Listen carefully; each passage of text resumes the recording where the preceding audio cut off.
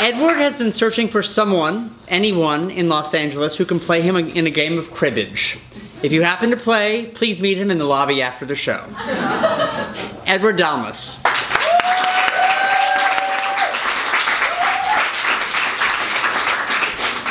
Thanks, Parker. Hi. When I was a kid, baseball was my world. I learned everything about it, and I loved it. Playing games with my team, collecting cards, conventions, statistics, watching historic replays or highlights on This Week in Baseball. My favorite time was family practice. In the backyard, my mom would throw me wiffle balls so I could hit them. And in the front yard, my dad and I would throw the ball back and forth as hard as we could until someone cried, "Uncle." My parents worked, so on game days, I ride my BMX bike to the field with a wad full of juicy fruit in my mouth, 17 sticks. And sometimes my grandpa shows up to the game and shouts, "Good job, Charlie Brown!"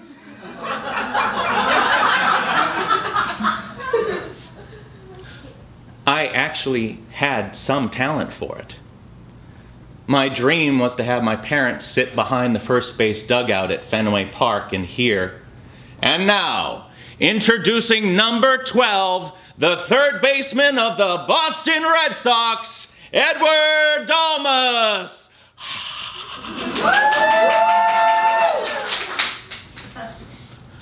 On a sunny blue sky spring afternoon, I ride my moped around my quiet neighborhood. Around the corner ahead is a crimson Oldsmobile speeding on the wrong side of the road. I try to get out of the way. I swerve the handlebars right then left, panic, lose control, and slide at 20 miles an hour on asphalt, bare-legged. I scream, "Help!" at the car. It stops briefly and then speeds off. I look down at my leg and see that my knee is torn completely open, and all I can see is bone. At 12 years old, my baseball dream was over. I never played again. For the first time in my life, I felt truly knocked down, and I had no idea how to get up. I channel surf in my bedroom with my leg propped up and iced. Our top story today on Donahue, hell no. Like sands through the hourglass, so are the days of our lives. Why not? I'm alone.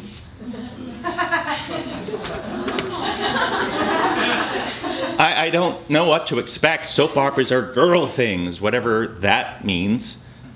And I watch in awe of bad acting. Obviously, but it's wonderful. A world of romance, mystery, intrigue, revenge, where people not only have feelings, they talk about them constantly with each other. This is a revelation of vision. I have never seen this before. Sure, my folks share it, "I love yous" at bedtime, and while I love them unconditionally, other feelings just went unmentioned.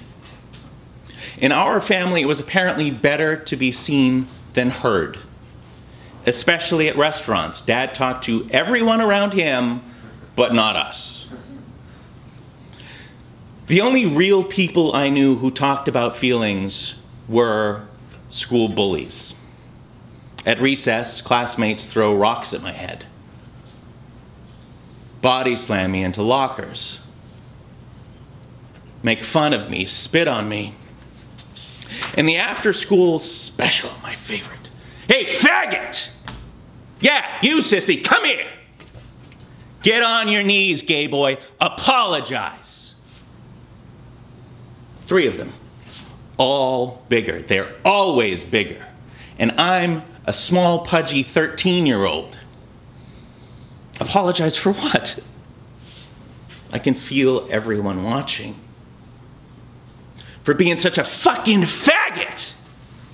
Get on your knees and apologize, or we'll kick your faggoty little ass right here.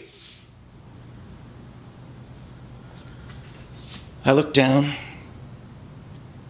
and put my baseball knee on the ground. I'm sorry. They laugh. Can't believe he did it. Get out of here, faggot. I can't walk away fast enough. When I get home, I tell my folks I got a bad stomachache. In 4 years of high school, I missed an entire year. I was sick. Headaches, sore throat, stomach aches. My parents took me to the doctor. No fever, lots of tests and exams, many proving anatomy lessons that no one wants.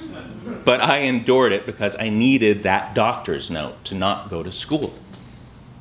I wasn't really sick. I was watching Days. But it was all I could do to avoid what awaited me there. A choice of how I preferred to get knocked down and humiliated that day. Cloistered in my bedroom, safe from the outside world, I lived vicariously through Days.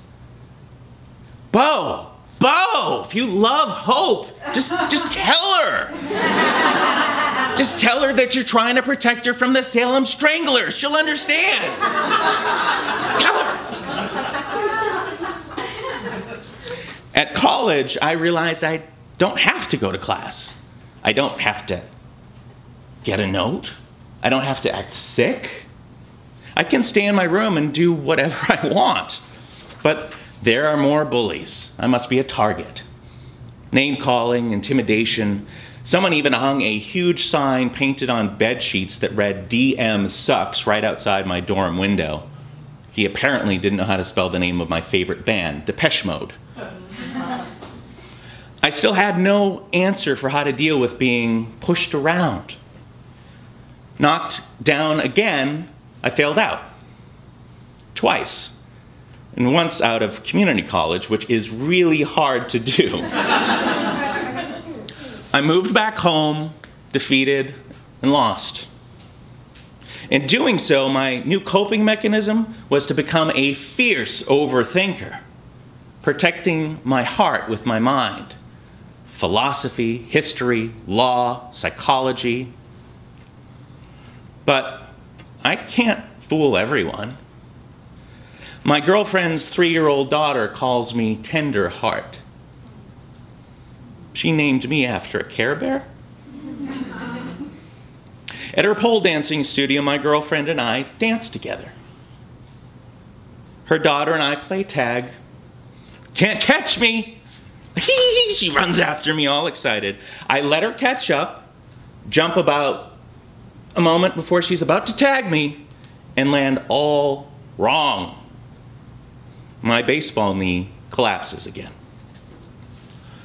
Got you, she yelps with delight. Yep, you got me. And inside I am in agony. Are you okay? My girlfriend asks. It's bad. It's really, really bad. Physically, I'm knocked down again. In the past, I would have run home, shut out the world, and lived with the pain.